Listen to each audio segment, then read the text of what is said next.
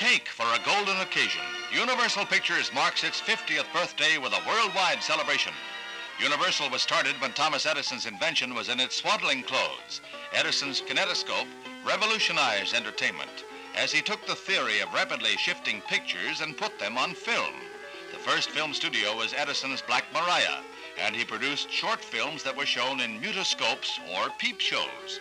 The public quickly had their favorite film stars, and among the brightest was strong, silent, of course, William S. Hart. He always bested the villain and rode off victorious into the sunset.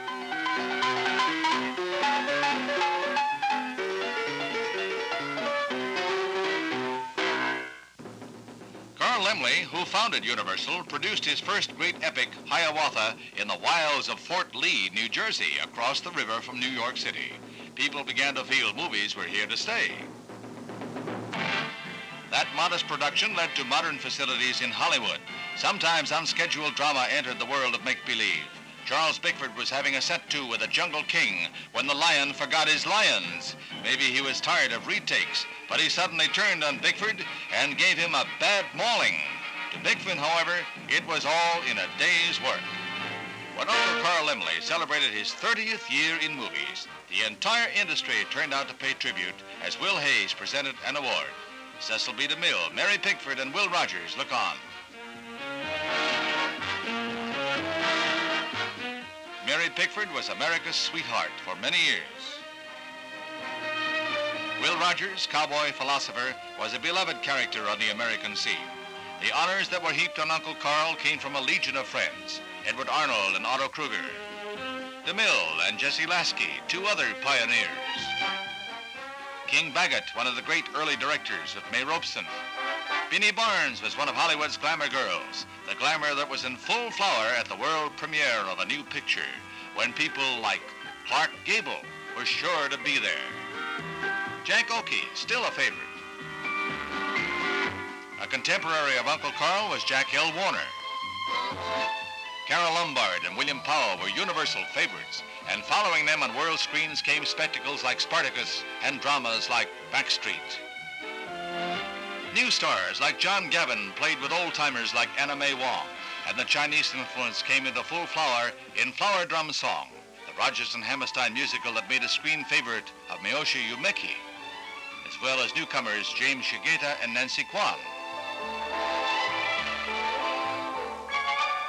The French took to the pajama game, and another recent worldwide favorite starred Doris Day, the gal who'll continue the laughs in That Touch of Mink.